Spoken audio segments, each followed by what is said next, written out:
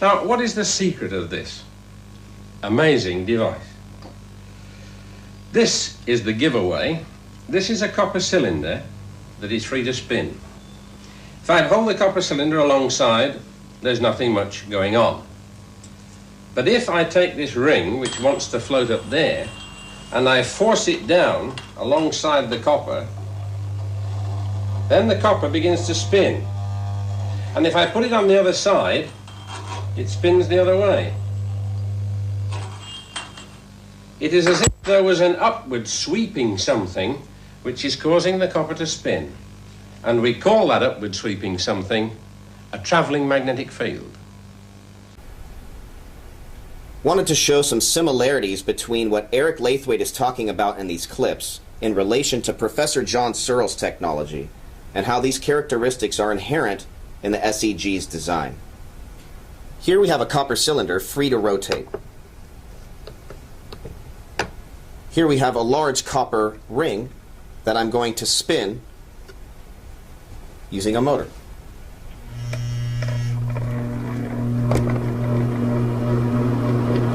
This is to show that there is a sweeping motion around a spinning copper disc.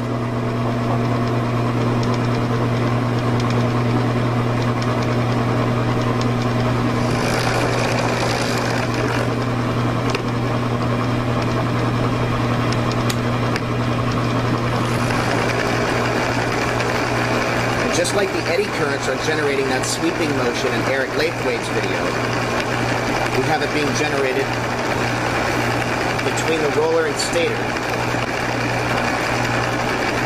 I want to show how a piece of paper can be slipped underneath here. It doesn't affect the rotation in the least. We can slow this down.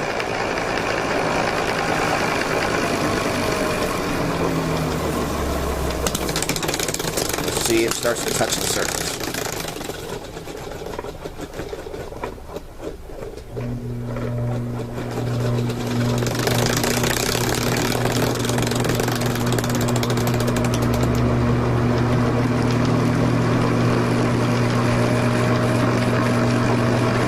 So again, this is to show that there is a sweeping motion of eddy current between the roller and the stator. It doesn't matter what configuration you have it in.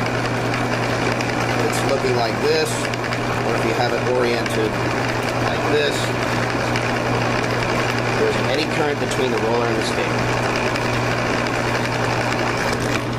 Now at first, Fernando Morris put a neodymium magnet, but you can feel this repulsion between this spinning copper and this very strong magnet. And I'm pushing and it will not want to touch this copper. So if you leave it right on the top here, it'll levitate. I can't do so at this time because of this other demonstration connected to it. But if you just have a regular magnet on top of there, it will just levitate and not spin.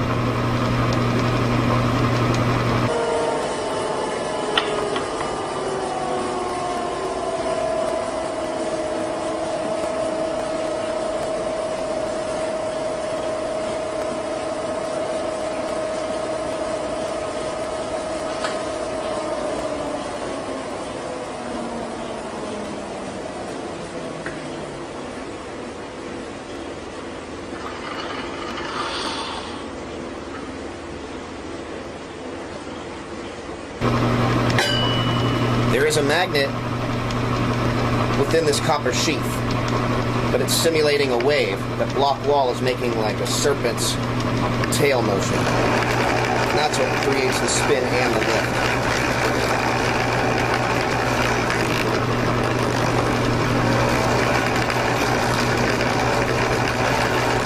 lift. I was able to impress magnetic waveforms, just like the man said, even though I never heard about it. There's no books on it or anything. It was just trial and error. When I first started noticing something, it was very small variations, and I didn't know if it was real or accidental. But after a while, yeah, I could give it quite a waveform. So we know that part of it exists, it's repeatable, we can demonstrate it. Come on.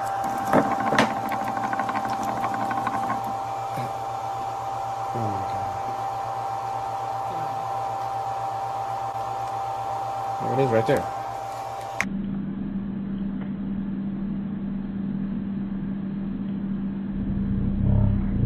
It's not extreme like the other one, but that's an actual impression with a few degrees of angle.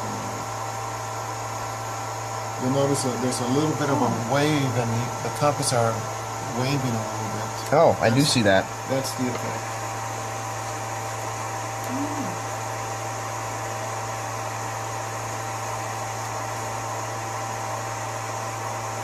I just do not understand how other people cannot see the significance in something like that. That is beyond me. That is so special. Oh, that's dynamics. Yeah. In fact, we need, one of the things we'll do is we'll hire an expert in simulations, because the electromagnetic is so sophisticated, it's hard to see, to visualize the interactions. That'll be part of the problem whenever we can afford it. Now, this is a row of electromagnets arranged deliberately to produce one of these travelling magnetic fields. So when I switch it on, put our copper cylinder over it, and there you see the same effect, as if something was sweeping underneath it. When we put a bit of aluminium on, it does push it along, but not very fast. Let's try a bigger piece. That's better. Bigger still. Better still. You see, the bigger you go, and the better it gets. This, of course, we call a linear motor. Now, suppose we increase the current. Would you mind increasing the current, Barry? And we can now hold a sheet of aluminium which is not only trying to be pushed along, but it's also lifting above the surface. It's much more like what you would expect if you threw a piece of wood into a flowing river. It would float and move along. So this then is the beginnings of a magnetic river. But it hasn't got any banks, because if I take my thumb away from here, it'll fall off the side. If I take it too far towards you, it'll fall off the other side. But if only we could stabilize it, then we should have something that looked exactly like a river. Now, how does all this work? Could I have the row of rods, please, Ray? This is a mechanical model of what you've just seen. Instead of a row of coils, we've got a row of rods. We're going to feed them with alternating current so that each one can rise and fall. And when we turn the whole thing, we get the impression of something travelling along. But I want you to notice that nothing actually travels along, because each rod only moves up and down. The thing that makes it real is when we put something into one of the troughs of the wave. Then something real travels along. You can make it go the other way. If you watch an individual rod, such as this one, you'll see that it's only going up and down. There is no horizontal movement at all. Only the ball is a real thing moving side to side. It's exactly the same with this magnetic river. I can switch it on, and there is nothing above there, nothing moving horizontally, until I put in the aluminium, and it's like putting the ball into the rods. So this is our first step towards a magnetic river. So eddy currents and electric pulses make for what Eric Laithwaite describes as a magnetic river. And we have that happening right here, which is an example of the linear induction motor, but wrapped in a ring. So we have one of these cylinders, which is brass instead of copper, just because when you handle it, it doesn't corrode and leave fingerprints as bad as copper does. So we can put one of these cylinders in the trough of the wave,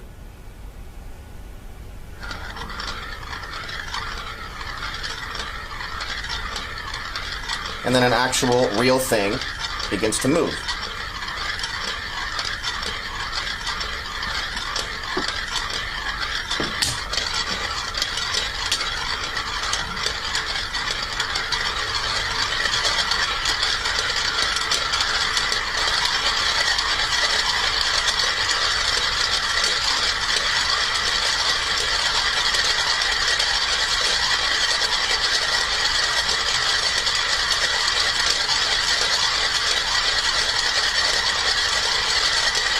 They'll even out.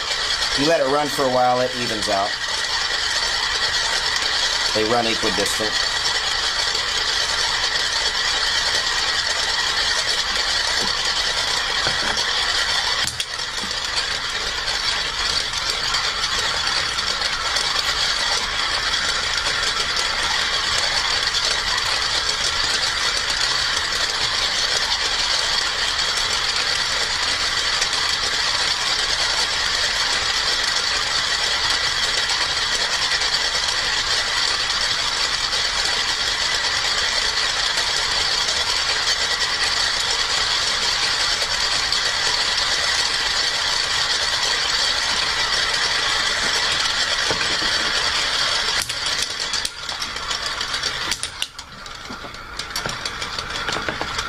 That's why you put them in and then you start it up.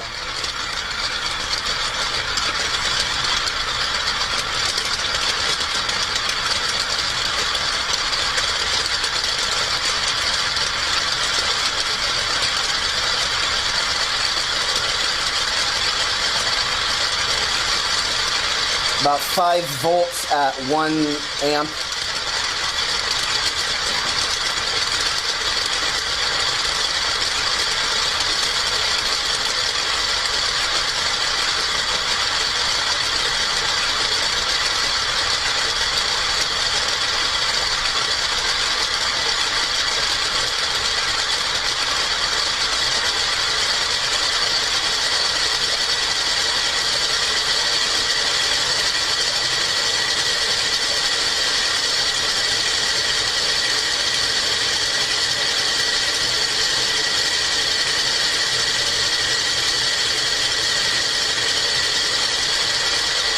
Cut the power.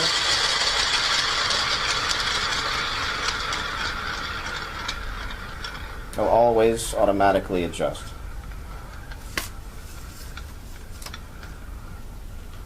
The Searle effect generator, or SEG, functions along the principles of a linear induction motor, but designed around a circular track for continuous motion of movable rotors, or rollers.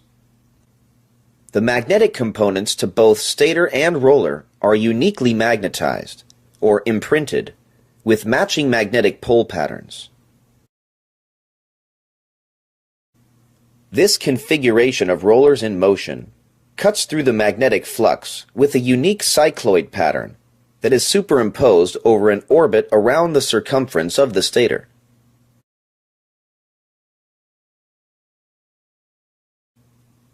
As the rollers make their epicycles around the stator, they generate radial electric potentials. Eddy currents of mutual induction are generated between the copper surfaces to form frictionless magnetic bearings.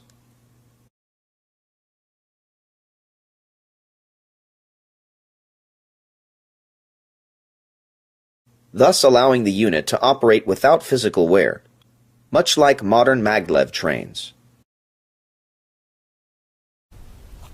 Can't emphasize enough the importance of these magnetic waves as they're imprinted onto these ferrous materials in Professor John Searle's technology.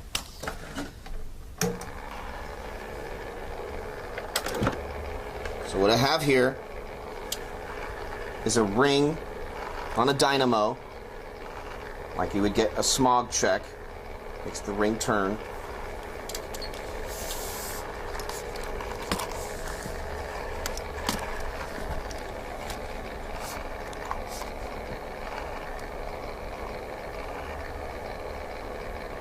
Look at the compass's waver.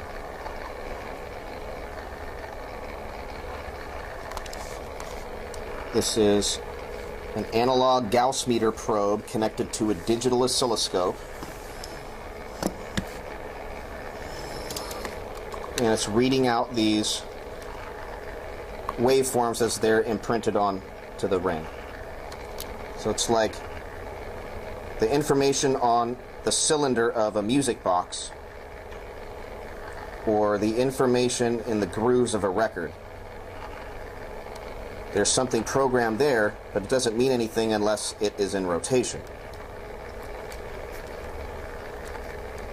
And those waves are the reason why we get rotation with the levitation on the eddy currents.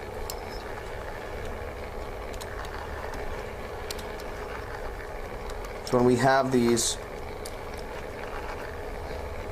sine waves and subfrequencies, you can equate that to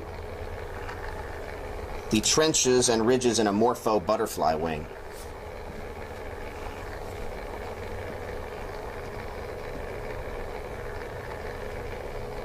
And if we look really closely, which you can't do with this camera, but there are little trenches and ridges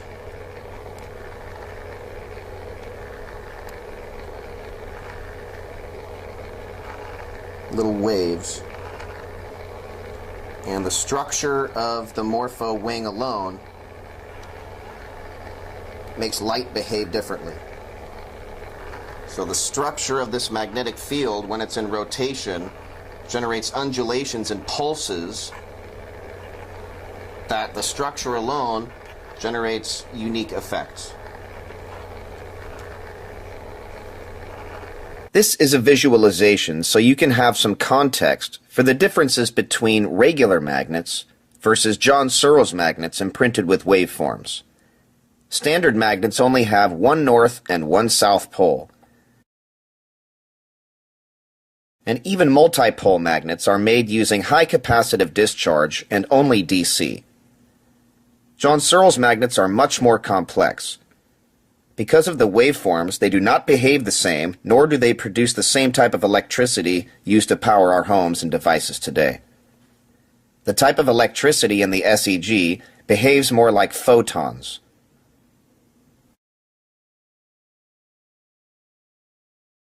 Professor Searle's magnets aren't made using any high capacitive discharge, which requires a lot more power and control. It's like making a tuning fork. Has to be very precise.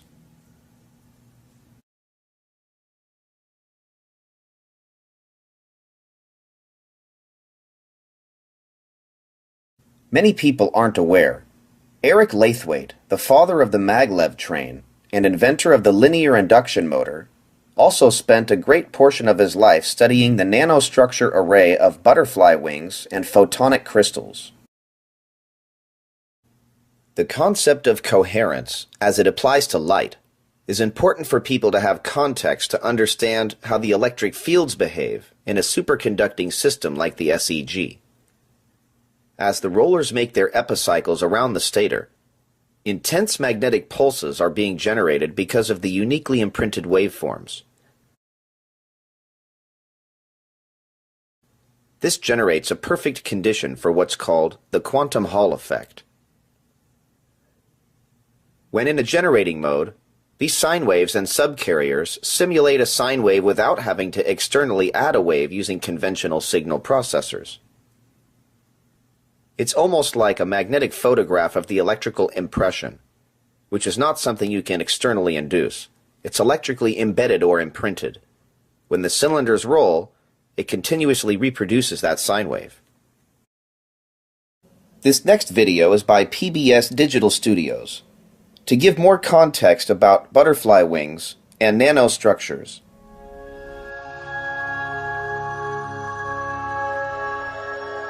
What does it mean to be blue?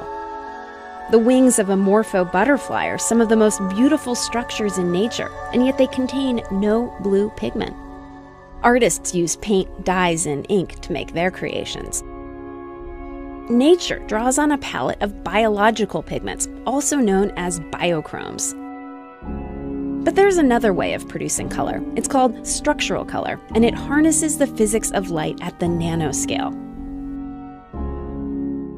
Nipam Patel's lab at UC Berkeley is studying how morpho butterflies form the special structures that cover their wings, scales, while still inside the pupae. Morphos live mostly in the tropics, and when they're resting, they fold their wings up, showing their dark, earth-toned undersides. The brown, yellow, and black colors are generated by pigments. the other side is all about structural color. It gives their wings a vibrant, iridescent blue hue. Each scale is like a pixel, a tiny tile in a larger mosaic in layers of overlapping rows. Researchers want to see how structural color takes shape on the wings, but normally this happens inside the pupae, which is opaque. So they figured out how to remove the morpho wings from the pupae and grow them in a petri dish. Just like a developing photograph, patterns and colors slowly appear on the ghostly white wings as each scale's surface transforms over time. Ridges on the scale's surface are a key component that affect how the wing spreads or refracts light, similar to a prism. When light hits these ridges, a phenomena called constructive interference comes into play. The spacing within the ridges, which look like little Christmas trees, perfectly reinforces specific wavelengths while canceling out others. This is why your eyes perceive that shimmering blue. Scientists aren't sure why, but vertebrates and plants rarely produce blue as a pigment. For some reason, it's a pigment you don't see much of in nature. So think of structural color as an evolutionary workaround, a way of producing brilliant blues at a nano level, not just on butterfly wings, but on feathers, beetles, even our own bodies.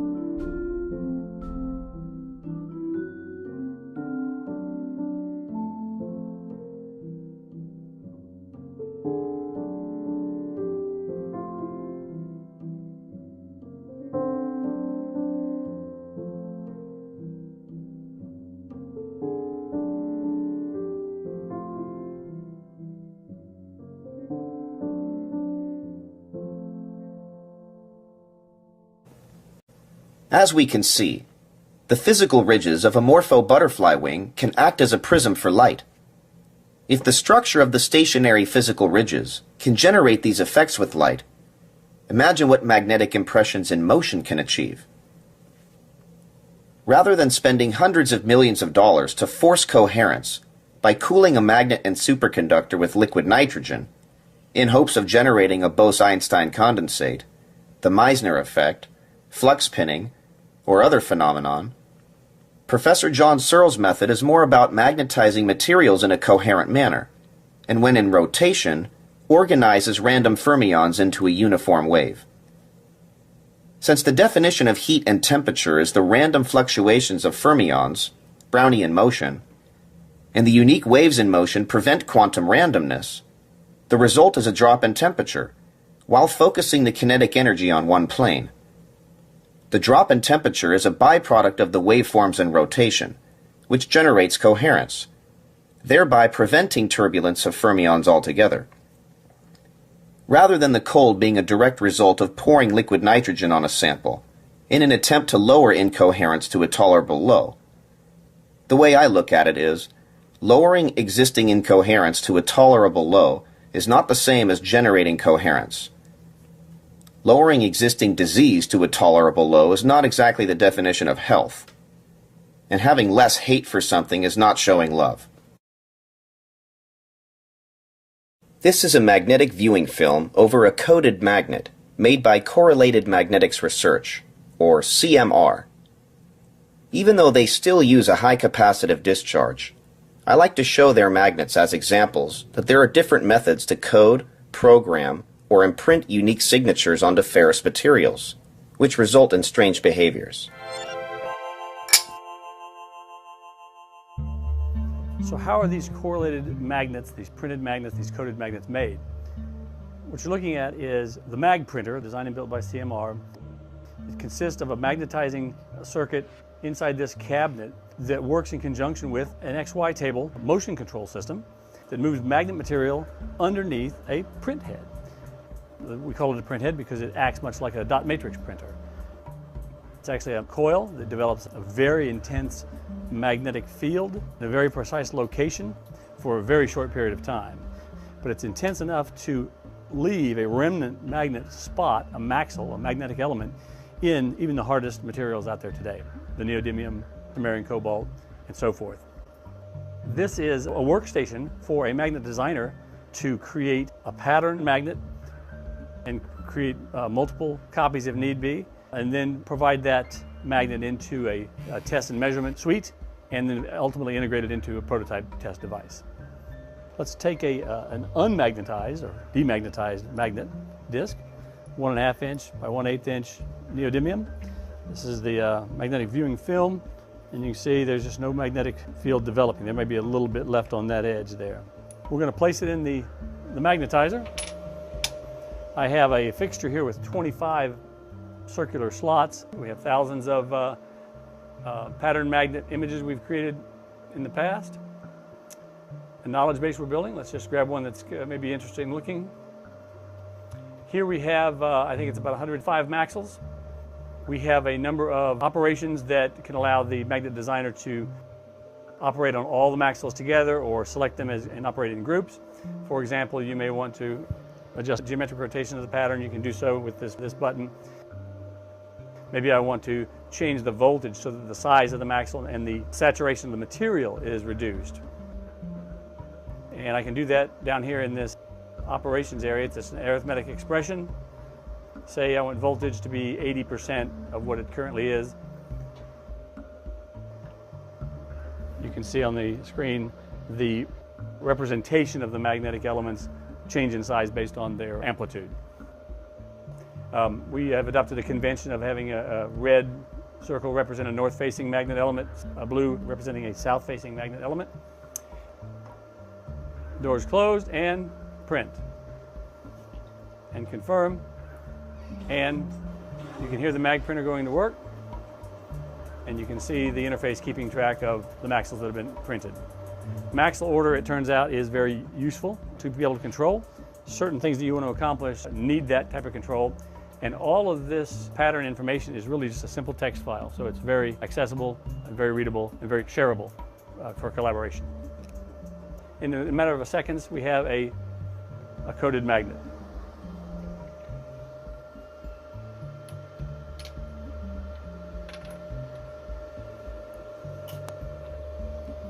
Very precisely located, very reliable and repeatable process.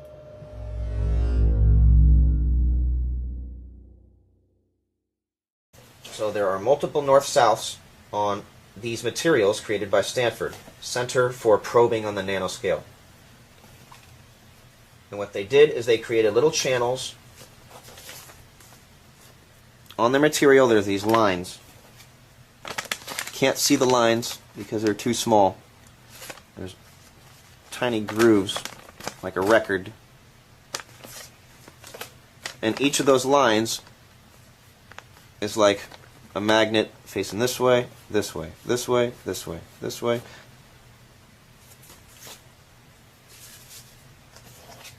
Like grooves. When you have a router and you make wood and you can make slots fit into other slots, it'll fit just fine this way. But if you try to go the other way against the grain, it doesn't work too well. So when you have these this way, slide just fine. When you have them 90 degrees,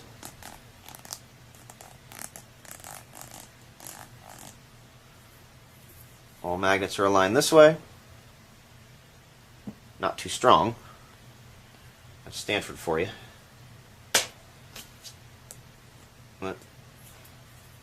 And this one up fine in the grooves. So they nanoscopically engineered a material with multiple north-souths on it, like trenches. I want to show you how to color a transparent piece of plastic without adding anything to it. No dyes, paint, nothing except holes. But first we have to talk about light. Most people know that it's a form of electromagnetic radiation, but have you ever stopped to think about how strange that is? I mean, light is a combination of electric and magnetic fields. Electric fields, like the ones that make these balloons repel, and magnetic fields, like the ones that make these magnets attract. But how can you strip off the electric field from around charge and the magnetic field from around a magnet and combine those fields together so that they can propagate out through space at the speed of light? Well, the key is the electric and magnetic fields need to be continuously changing. And this is usually accomplished by wiggling some electrons. That creates these oscillating electric and magnetic fields that propagate out through space as an electromagnetic wave. So how big is a wavelength of visible light? Well, take a ruler and have a look at a millimeter. Imagine magnifying that millimeter so it's the size of a meter. Now divide that millimeter into 1,000. Or in other words, take a millimeter of a millimeter. And then divide that in half, and that is the wavelength of green light. Now granted, that is tiny, but my point is it's not that tiny. And nature has actually figured out a way to take advantage of the size of light. Have a look at this blue morpho butterfly. What's really neat about the blue morpho is, it has this really blue, iridescent, shiny wings that nobody actually really knows why they are. You don't think it's to attract a mate or something? The leading theory that I've read is actually to let predators know, like birds, that, hey, you know me, I'm really fast and I move really well through the jungle, don't even bother. That beautiful iridescent blue color isn't created by a pigment. No, the color of the blue morpho is created by the structure of its scales. If we were to zoom in on this butterfly, we'd see all these little sort of gratings and holes within these gratings that trap the light and reflect out this blue.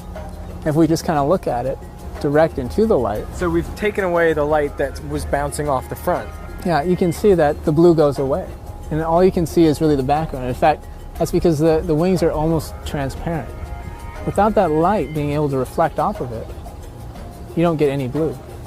Scientists like Clint are trying to create similar structures to be used as security devices on banknotes, bank cards, and tickets. What you're looking at is just a thin, transparent piece of plastic, and we've punched little tiny holes. The holes are about 100 nanometers deep and 100 nanometers in diameter.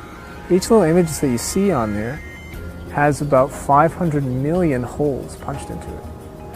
And those holes create a three-dimensional kind of grating that allow for the light to reflect and refract out and create those brilliant colors. The color is created in a similar way to the color of a soap film. If you carefully study a soap bubble, you'll find that you can't see all the colors of the rainbow in the soap film. All you can really see is cyan, magenta, and yellow. Well, the reason for that is what the soap film is doing is it's actually removing colors from the light. So the full spectrum of visible light hits the film, but depending on the thickness of the soap layer, certain colors are removed. And so what we see is the spectrum of visible light minus a color that's been taken out. So for example, in order to see magenta, what we need to do is remove the green light from the spectrum. The light that bounces off the front surface will interfere with the light that bounces off the back surface of that soap film. So when it comes out, any light that's about 500 nanometers is removed from the light, and what we see is a mixture of the rest of the spectrum. So longer wavelengths than green and shorter wavelengths than green, together they make that beautiful magenta color. So what you want to look for is structures that are similar but can be compatible with manufacturing processes where, for example, a printing press process where you have a big roll of substrate, it's going to come along and you've got a big press that's just going to stamp down and punch in those structures. But how could you create like nanoscale structures and punch them into a material? Isn't that nearly impossible? No, not at all. But it sounds like you're going to manufacture these tiny things and then they're not going to break off when you're stamping them in. No, and that's one thing everybody thinks is oh well, they're small and small things are fragile. Well, that's just not the case. One of the reasons that our structures can be strong is that it has a low aspect ratio, which means that the height to width is low. So a high aspect ratio, let's say, might be 10:1, so it's long and skinny, and that is a weak structure. Ideally, you want a structure that's 1:1 or maybe 1:2, and what we do is we create structures that are 200 nanometers wide and maybe 300-400 nanometers tall, and we use that to punch in, and those structures are really, really strong. For the moment, Australian bills are made of plastic, and they have this little transparent window in them to stop counterfeiters. But perhaps in future, they'll have hundreds of millions of tiny nanoscale holes instead. The Australians were the ones that invented the polymer banknote. So would you be looking to get your technology in there? Have you been in dialogue with the Australians? I cannot comment on that.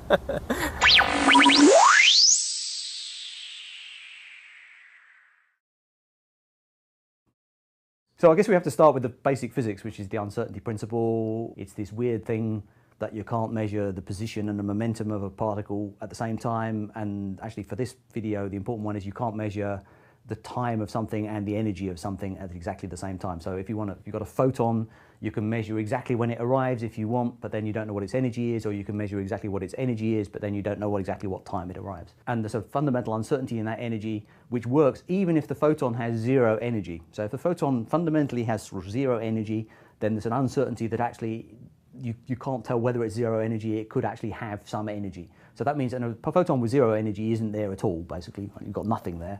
And that means that even when there's nothing there, you can actually have a photon with suddenly acquiring an energy. And that leads to this weird effect that even in the vacuum of space, you can have photons popping into existence for a brief period of time. So basically you can sort of cheat nature. You can borrow energy as long as you put it back before anyone notices. And that's this trade-off between the amount of energy you've got and the amount of time you've got. And the more energy you borrow, the less time you can borrow it for. And that means that the vacuum of space is actually this seething mass of particles and antiparticles being created. There are some rules so that you have to kind of create particles in pairs. But beyond that, even in the vacuum of space, you can have particles popping into existence and disappearing again. So this idea that vacuum is empty is actually not correct, right? That even in vacuum, you have these virtual particles that appear and disappear. So it applies to every particle, absolutely anything. So I was talking initially about photons, but you can do it with electrons and positrons appearing. You can have protons and antiprotons. You can have anything you want, but obviously the more massive the particle is, remember from Einstein's famous equation, E equals mc squared, the more massive the particle is, the more energy you're borrowing to create it. And therefore the quicker you have to put it back before anyone notices. So the least massive particles can exist for the longest periods of time. You couldn't create like a planet or a gold nugget. These are... In principle, you could create anything, but of course by the time you get up to what on the cosmic scale of things are then very large masses, then they disappear on such a short time scale that really they effectively don't exist. It sounds like it's made up, but actually there are experimental tests you can do to show that a vacuum is actually a seething mass of particles. It's not empty space. There is this famous experiment, a phenomenon thing called the Casimir effect that was predicted way back in the 1940s that says that if you do an experiment where you've got two plates very, very close together, so about a micron apart, so 10 to the minus 6 meters apart, then actually what happens? Well, you've got this seething mass of photons being created out here by this uncertainty principle, and you've actually got photons being created in the gap between the two plates as well. But the interesting thing is because you've now got this pair of plates, that actually restricts the kind of photons that you can create. You can't, for example, create light with very long wavelengths because it wouldn't fit into that gap. So just by having a pair of plates, although this effect is still going on, you create fewer particles in the gap in between than you do out here. Now the photons out here bouncing around and hitting the plate exert a pressure on it. And the photons in here bouncing around that are being created by this virtual effect create a pressure this side. But of course now we're creating less photons in this gap, which means there's a bigger pressure this side than there is on this side. So there's actually a force. And this force has now been measured, that you can actually detect this force. You set up this experiment, you can actually detect this force and the plates actually get pushed together by this effect called the Casimir effect, where you're actually seeing this effect of the virtual photons being created, this seething mass of virtual particles, but just more of them on one side of the plate than the other. It explains things, but the main thing it does is creates a huge problem. Because if you're a theoretical physicist, you can do a calculation that says, okay, so I'm creating all these virtual particles, they've got mass associated with them. How much mass am I actually creating in the universe that's just from this stuff popping into existence? And the answer is, unless you're very careful how you do the calculation, you end up with an infinite mass. And so it's actually one of these problems that theoretical physicists have, that if you do a naive calculation of just says, well, let's let this effect go, what's going to happen? And the answer is you end up with a universe that just doesn't work because you end up with infinite mass density everywhere and the whole thing, you get infinities appearing in your mathematics. So theoretical physicists have to do all this clever maths using a process called renormalization, which basically is a way of kind of shoveling all those infinities under a rug and not worrying about them anymore. I get the impression this must be a very faint phenomena because, like, for example, when a rocket ship's going to the moon, it's not running into a barrage of particles that keep popping into its path. Well, it is, but actually you're right. The impact it has on the rocket is tiny because the forces involved are very tiny. And that's this effect of this, again, if you just do a naive calculation that says how big should this effect be, if you're not careful, you end up predicting that it should be a huge effect. And somehow it ends up being normalized down to this very small effect. But it is, you're right, it's a pretty small effect in everyday life. Okay, you did promise me black holes. Okay, so we need to do another thing before we get to black holes, which is was the Casimir effect. Now, there's a thing called the dynamical Casimir effect, which says that, okay, so if I've got this pair of plates, then this phenomenon goes on and we have these virtual particles being created out here and on either side, but there's fewer in here and that creates the force.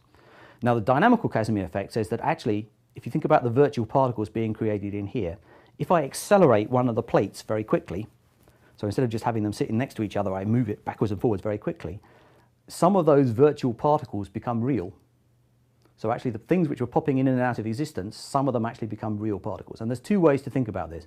Either you can think about it of saying that actually when you wrench them apart, that these little pairs of particles which pop into existence and then recombine and disappear again, they kind of lose track of each other because they kind of get pulled apart as well. They lose their twin. They lose their twin. Or alternatively, if you want a duller explanation, you can say that actually the interaction of the kind of the electromagnetic field you're creating in this space and the metal plate, when you accelerate it, ends up creating photons from the surface, and the photons are then emitted from the surface. But either way, in some sense, the energy that was originally in those virtual photons in the gap gets converted into real photons. And you haven't cheated. It seems like you're getting energy for nothing now, that you know, you haven't paid back the debt. But actually you have, because in order to accelerate this plate, there's a force, remember, and when you accelerate something against the force, you end up doing work.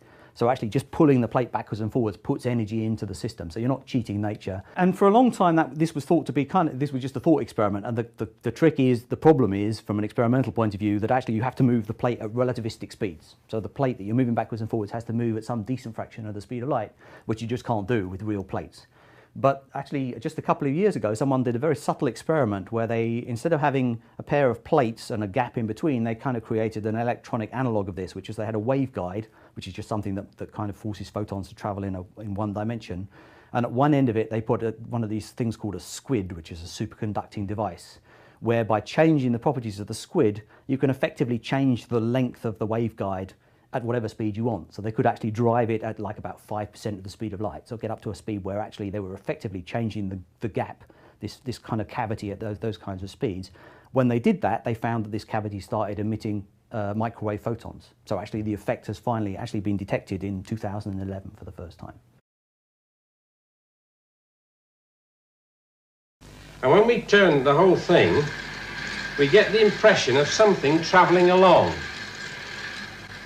But I want you to notice that nothing actually travels along. We're doing tip around, connected to the All-Stars touchdown.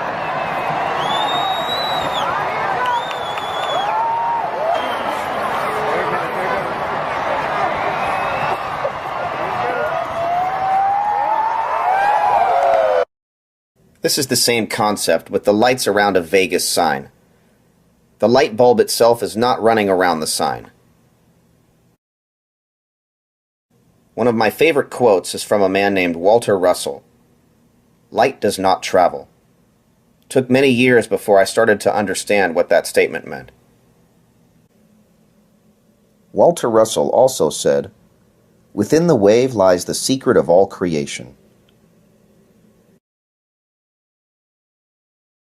I hope this video can give people some context about magnetic waves and how they relate to a Bose-Einstein condensate, how structural geometry can enhance a system, how magnetic waves relate to linear motors, open system thermodynamics, rotating superconductors, the concept of coherence, and Professor John Searle's technology.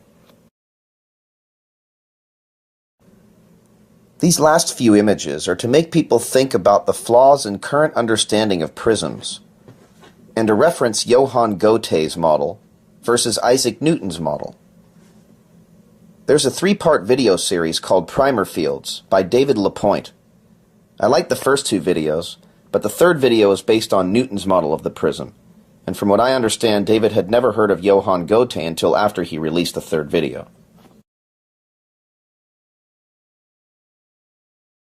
There's a lot more to elaborate on. I just wanted to give people some references and visuals to understand the importance of these imprinted waves in rotation. Professor Searle's technology and methods of magnetization will yield results unlike any experiments seen thus far in superconducting research, and for a fraction of the cost.